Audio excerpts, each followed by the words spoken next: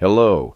In this episode, I will tell you about the Jewish uprising against the rule of the Roman Empire from 66 to 73 A.D. The uprising was described by the Jewish historian Josephus Flavius in his book, The Jewish War. Judea first came under Roman influence in 63 B.C. However, it was only at the beginning of our era that events occurred which made the confrontation between Rome and Judea inevitable. During the reign of Herod the Great, 37-4 B.C., Judea remained a state dependent on Rome. Herod proved himself a loyal supporter of Octavian Augustus, who contributed to the strengthening of the Jewish king's authority and the expansion of his kingdom. However, after the death of Herod, Emperor Augustus did not dare to entrust the sole governance of the state to one of Herod's sons, but divided Judea among them. The eldest, Archelaus, inherited Judea itself. He received the title of ethnarch with the promise of elevation to the royal throne as soon as he proved himself worthy of it. The second half of the kingdom was divided between two other sons of Herod, Herod Antipas and Herod Philip, who were given the title of tetrarchs. However, Archelaus showed incredible cruelty in his position, which led to numerous complaints to the emperor by his subjects. When patience ran out, Augustus sent Archelaus to Gaul, and in the year 6 A.D., Judea was directly annexed to Rome as a province. The ghost of freedom briefly appeared again in the years 41, 44, when Judea was restored as a dependent kingdom under the rule of King Herod Agrippa. Agrippa was a personal friend of Emperor Claudius, who not only subjected Judea itself to him, but also all other parts of Herod the Great's state. However, after Agrippa's death, Judea once again became a Roman province. Thus, from 6 A.D., Judea remained under direct Roman rule. From the 6th to the 41st year, it was governed by prefects from 44 to the 70th, by procurators, and thereafter by legates. The prefect of Judea was subordinate to the legate of the Roman province of Syria, who had 4 legions at his disposal. The annexation of Judea directly to Rome, in my opinion, was a colossal mistake of the Roman administration, as it became the main cause leading to several bloody uprisings. The polytheistic Romans completely misunderstood the religious sentiments of the people who worshipped the one invisible God, the creator of the universe, and the one God of all nations. It is well known how Pompey was shocked when he found no images of gods in the Holy of Holies. Any seemingly innocent action by the Romans could offend the religious sensibilities of believers and lead to popular unrest. For instance, the Romans included deceased emperors among their pantheon of gods, and worshipping such a deity was, among other things, evidence of the conquered people's loyalty. For most conquered peoples, incorporating a new god into their pantheon posed no problem. After all, what difference did it make? One more god or one less? However, for the Jews, this was fundamentally impossible.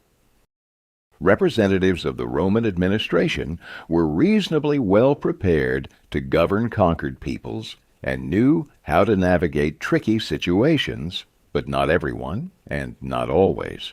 No one was immune to abuses of power by authorities, and often to outright stupidity. In 41 A.D., Emperor Caligula ordered the placement of his statue in the Temple of Yahweh in Jerusalem, depicting himself as Caligula Jupiter. Had this been carried out, a mass uprising of the Jews would have been inevitable. Only the death of the tyrant later that same year saved Judea, and indeed the entire empire, from a bloody massacre. Many conflicts also arose at the local level. Among the Roman administrators, there were plenty of corrupt individuals, sometimes just sadists. For example, when Pontius Pilate first entered Jerusalem, he did not remove the symbols and images from his troops' banners, seemingly intentionally. The result was unrest. The same result followed after Pilate used funds from the temple treasury to pay for the construction of an aqueduct supplying clean water to the residents of Jerusalem. Further unrest erupted after Pilate hung golden shields dedicated to Emperor Tiberius in the temple. Once, a conflict arose when a Roman legionary, while serving as part of the guard in the temple courtyard during the Passover festival, insulted the Jews. As described by Josephus Flavius, one soldier, lifting up his garment and exposing himself in an indecent manner, turned his backside to the Jews and emitted a sound as indecent as his posture. During the suppression of the ensuing riots, according to Josephus Flavius, around 30,000 people perished, mostly trampled by the panicked crowd. Another time, a Roman legionary tore apart a Torah scroll and threw it into the fire, sparking further unrest. Of course, in many cases, the imperial administration sought to rectify the mistakes of local officials. For example, in the case of Pilate, the shields installed in the temple were removed after a special order from the emperor. The legionnaire who tore the scroll was executed. But this couldn't radically change the situation anymore. After all, the Jews were offended by the necessity to pay taxes to non-believers, especially with coins bearing the image of the emperor. Just recall the episode from the Gospel when Jesus was asked, "Is it lawful to pay taxes to Caesar?" And his compromising answer, "Render unto Caesar the things that are Caesar's." Tensions between the Romans and the Jews escalated with each passing year. The Zealots gained increasing influence in society. They were supporters of overthrowing Roman rule. The most fanatical among the Zealots formed the group of Sicarii from Sica, dagger, who armed themselves and attacked Roman officials and soldiers, as well as local residents who collaborated with the Romans. The Zealots and Sicarii enjoyed significant support from the local population. Students of the Gospel may recall that the people gathered outside Pilate's praetorium demanded not the release, in honor of Passover, of Jesus the preacher, but of the Sicarius Barabbas. And so, in the year 66, the long, simmering conflict erupted in full force. The primary culprit, according to popular opinion, was the procurator of Judea at the time, Gestius Florus. He was appointed to that position thanks to the intercession of Nero's wife, Poppaea Sabina, who was a friend of Florus's wife, Cleopatra. Expecting high patronage, he went all out, intending to exploit his position to the fullest.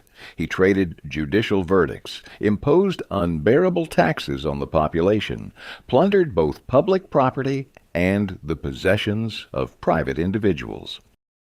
In the spring of 66, Florus intervened in a conflict between Hellenized residents and Jews living in the procurator's residence in Caesarea. The Jews had a synagogue in the city, adjacent to the land of a Greek who had built workshops on the site. The only passage to the synagogue was a narrow and cramped passage. Attempts by the Jews to acquire this plot of land were unsuccessful. To further infuriate the Jews, the Greeks placed a large clay vessel upside down right at the entrance to the synagogue and began to perform bird sacrifices on it. This drove the Jews into indescribable rage. Their laws were offended, and the place was defiled. With no other recourse, the Jews turned to the procurator, and for a bribe of 8 talents, Florus promised to settle the dispute in favor of the Jews. However, after receiving the money, he evaded resolving the conflict and even arrested a delegation of prominent Jerusalem Jews who had come to demand fulfillment of his promise. These actions caused dissatisfaction with Florus among the residents of Jerusalem. Upon arriving in Jerusalem, Florus, instead of calming the passions, demanded that 17 talents be handed over to him from the temple treasury, supposedly on behalf of the emperor. This demand was rejected, and thousands of people took to the streets. Florus ordered soldiers to march and plunder the upper city, killing anyone they encountered. Many residents were seized and brought to Florus, who subjected them to scourging and then crucified them. As a result, 3,600 people perished in this manner.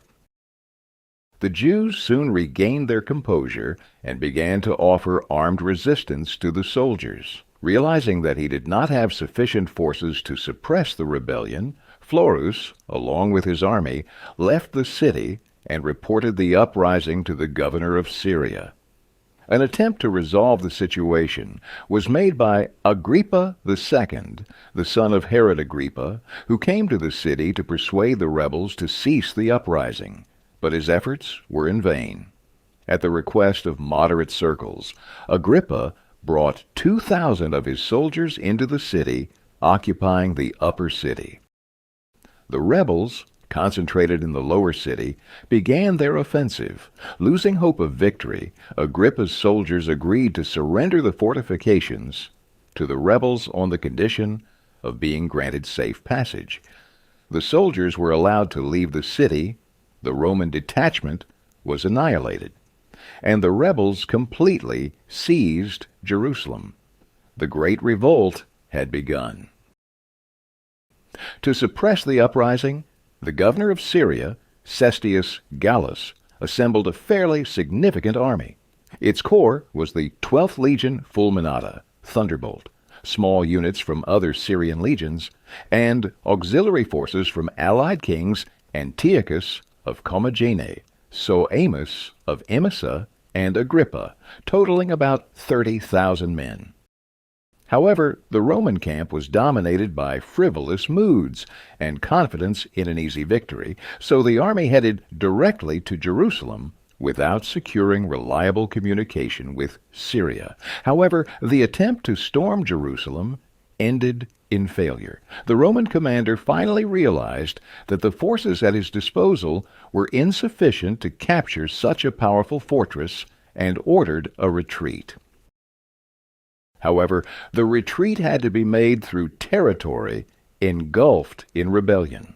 Small rebel units continuously attacked Roman columns, and near Beth-Horon, the Roman army found itself surrounded.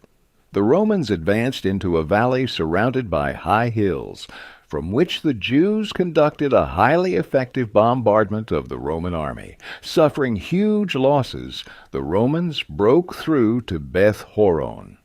During the night, Cestius Gallus, leaving behind 400 of his best soldiers in the camp, who mimicked the entire Roman army, quietly slipped out of the camp, abandoning all equipment and supplies.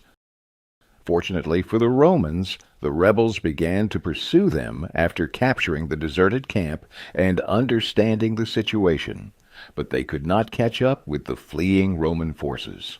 To add to the chaos, Cestius Gallus died, possibly from wounds sustained in battle. The battle was so fierce that the 12th Legion even managed to lose its legionary eagle in the fighting. The legion was not disbanded due to the prevailing military situation. As a result of the Roman defeat, the rebellion spread throughout Judea and spilled over into Hellenized cities. The general rule was as follows. In cities where the majority of the population was Jewish, the non-Jewish population was annihilated, and in cities where the majority of the population was Hellenized, the Jews were equally mercilessly exterminated. For example, around 20,000 Jews living in Caesarea were slaughtered, 10,000 in Damascus, and 50,000 in one of the main centers of the Jewish diaspora, Alexandria in Egypt. Meanwhile, the victorious rebels established their own government in Jerusalem. It was headed by the high priest Anan ben Anan, the leader of the moderate party. Military commanders were also appointed to each region of Judea, Idumea, Perea, Jericho, and Galilee. Representatives of the radical faction, the Zealots and the Sicarii, were also appointed to most provinces, so in this way the moderates were able to remove them from Jerusalem. In Galilee, where, according to general opinion, the Romans were expected to advance first, a representative of the moderate faction, Joseph ben Mattathias, Joseph, son of Mattatyahu, was sent. He energetically began to organize defense and managed to create a 100,000 strong army there. Well, what about Rome? The Roman administration faced the necessity of creating a large army with the involvement of additional forces. The main issue was with the appointment of the supreme commander. The Roman Empire was built as a military dictatorship, and any supreme commander with a sufficiently large army had a very high probability of becoming a contender for the throne. Vespasian was appointed as the commander. As I've already noted in the story about this emperor, he was ideally suited for this role.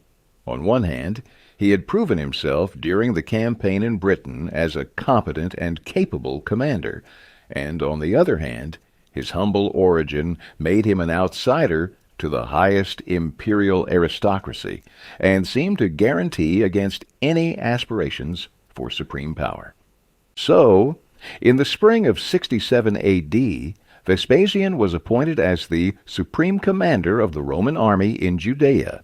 He was given 3 legions, 2 Syrian, 5th Macedonian, and 10th Fretensis, and 1 Egyptian, 15 Apollons, which of course was inferior in combat readiness to the Syrian legions. Auxiliary units and numerous detachments from allied kings were included in the army, totaling about 60,000 men. The experienced commander did not take any adventurous decisions. Initially, he conducted military operations not in Judea itself, but defeated the rebels in Galilee, Idumea, and Samaria. I must tell you more about one of the episodes of the war in Galilee. In July of 67 A.D., after a grueling 47-day siege, the Romans captured the fortress of the rebels at Jotapata. The leader of the defense, the commander of the rebel forces in Galilee, Joseph ben Matthias, surrendered to the Romans. While in captivity, he proclaimed Vespasian as the Messiah and the future emperor of Rome. From that time on, Joseph, as a freedman, adopted the family name of his lord Flavius. This man is known to us as the outstanding historian and writer Josephus Flavius. I cannot provide a moral assessment of his actions, but I know one thing. If he had not written his remarkable works, Antiquities of the Jews and the Jewish War, we would know much less about the history of the Jewish people, the history of early Christianity, and about the Roman Empire as a whole during this period. However, let's return to our story. In 68 A.D., Vespasian approached Jerusalem and began to prepare for its siege without haste. However, upon receiving news that Nero had been overthrown and had taken his own life, he immediately ceased active actions. The year of the 4 emperors began. In June 68 A.D., Galba was proclaimed emperor. In January 69 A.D., his enemy Otho. And finally, in April of the same year, the emperor became the candidate of the German legions, Aulus Vitellius. In the chaos prevailing in the empire, Vespasian preferred to remain at the head of the legions. After all, if he quickly suppressed the rebellion, he would receive a triumph. The army, as a unified fighting unit, would be disbanded, and Vespasian himself would become a private citizen. The rebels were granted a long respite. However, they did not use it wisely.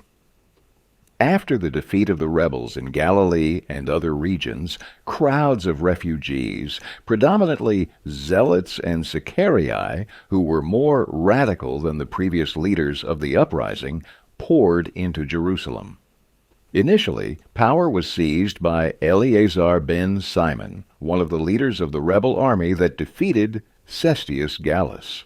He executed Anan ben Anan and other leaders of the uprising and facilitated the election of a new high priest, a man of humble origin named Phineas.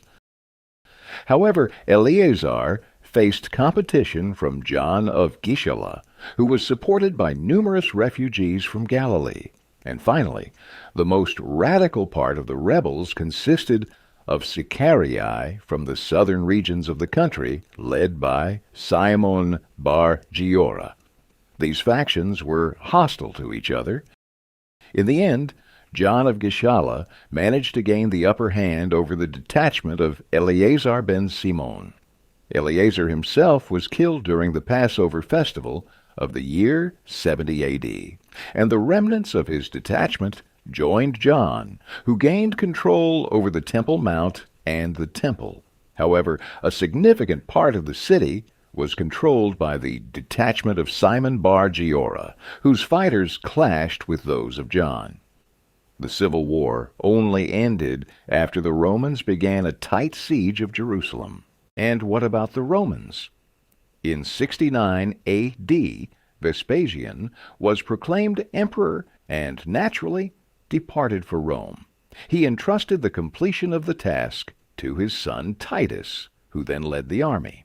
His troops were reinforced by the 12th Fulminata Legion, whose fighters had already recovered from the defeat near Beth-Horon, and in April 70 A.D., the dense siege of Jerusalem began. The task ahead was extremely challenging. The city itself lay on two hills and was protected by 3 rows of fortified walls. Its highest point was the Temple Mount, with the temple situated at its peak. On the other hill was the upper city, while the lower city lay between the hills, all surrounded by walls. The second, short wall stretched from the Antonia fortress to the northern gate. Finally, the third wall protected the new city, extending eastward from the lower city and the Temple Mount.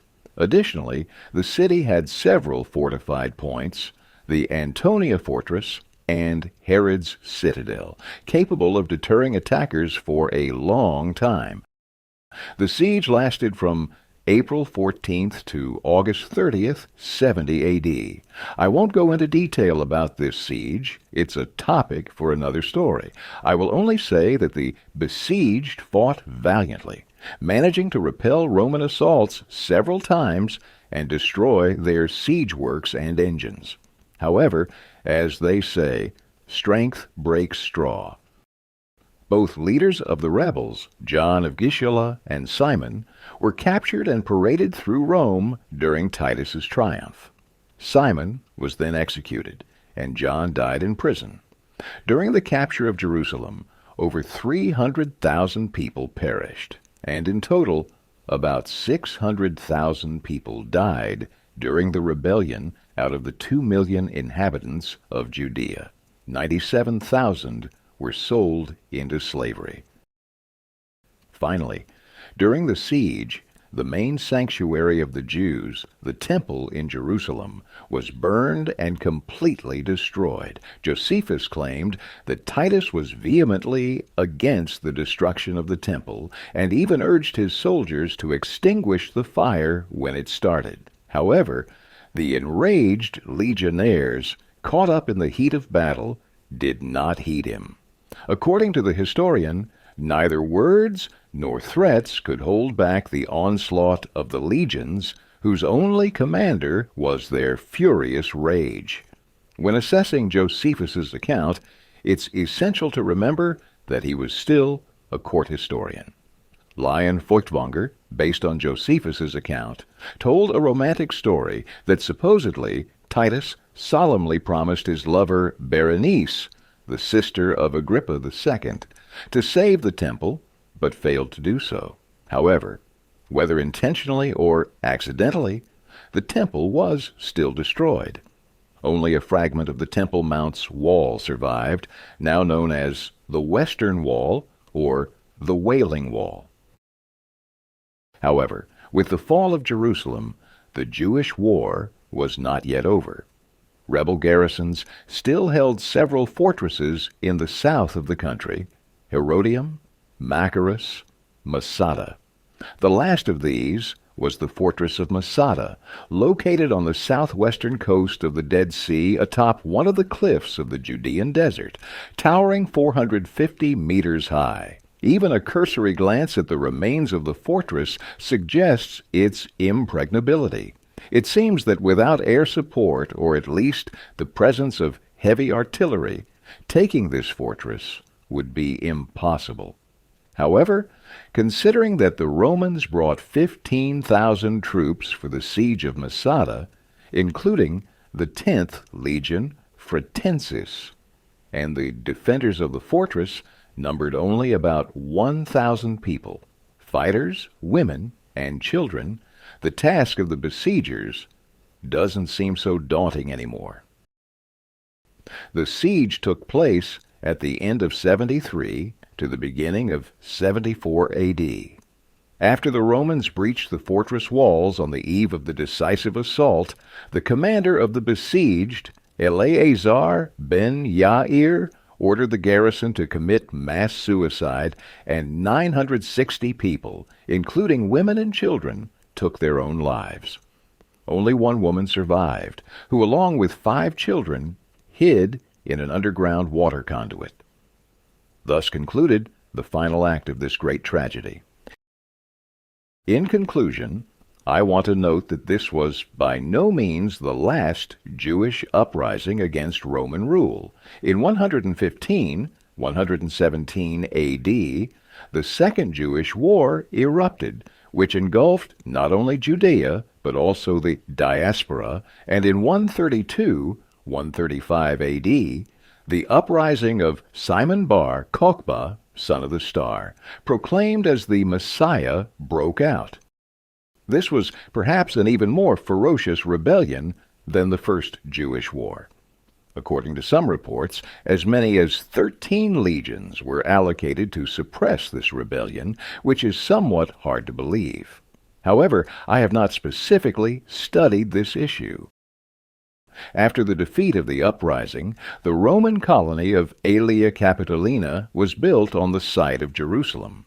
The Jews were expelled from Jerusalem, and the province was renamed Syria Palestina to erase even the mention of the Jewish people.